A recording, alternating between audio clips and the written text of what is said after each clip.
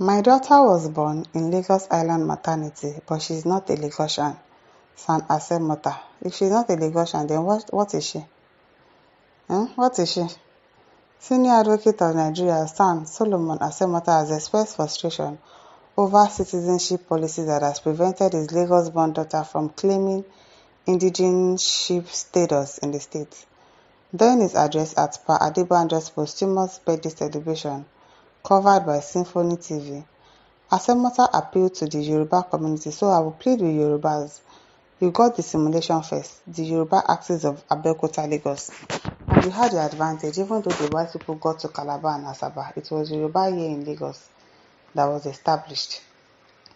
The legal luminary specifically highlighted what he views as an unjust citizenship system. My daughter was born in Lagos Island maternity, but she's not a Lagosian. Why?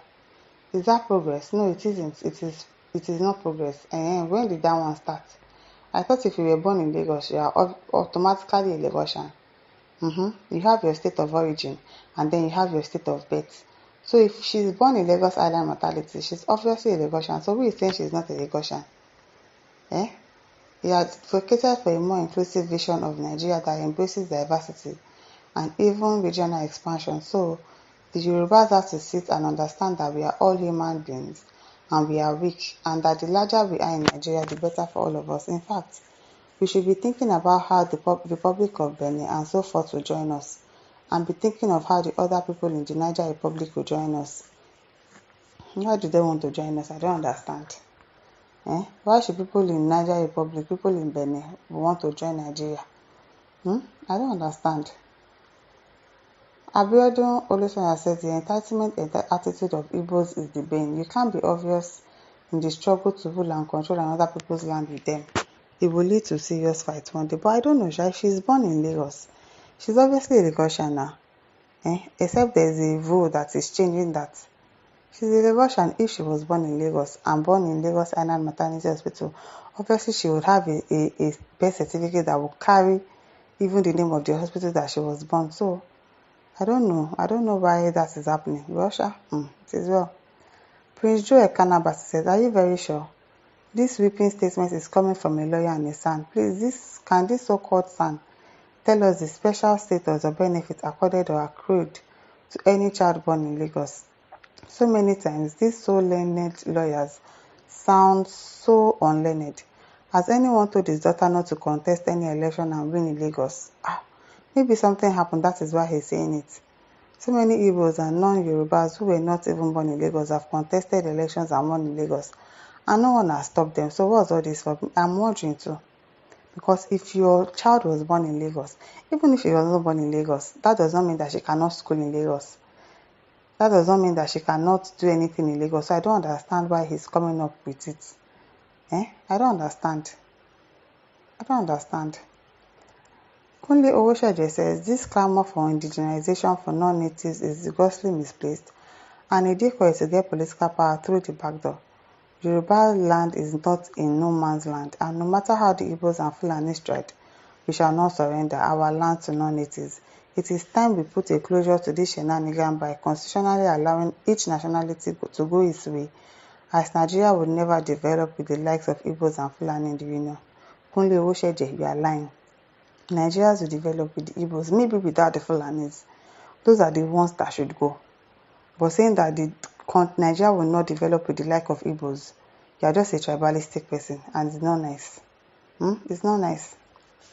Joseph Ademola says, did you ask her to be registered? As for her birth certificate, was her birth certificate indicates island maternity? If not, blame no one for your mistake. Exactly, if she has a birth certificate of where she was giving birth to in Lagos, of course she's a Lagosian.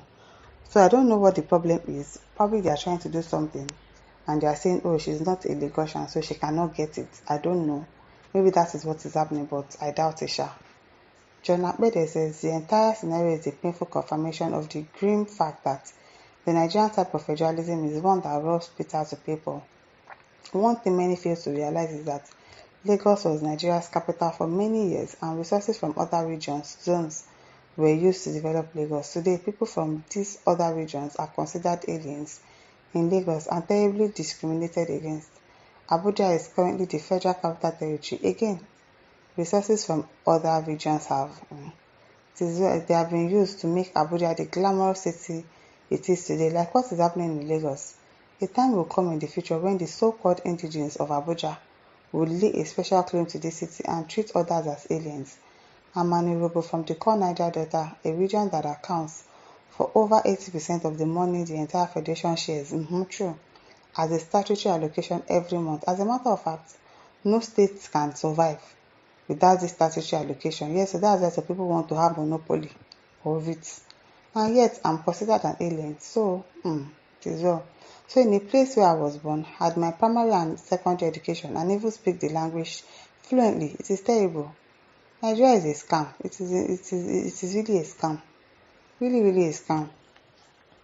Billy John says Nigerians, your hypocrisy stinks. All too often, the hypocrisy Nigerians exhibit is not it.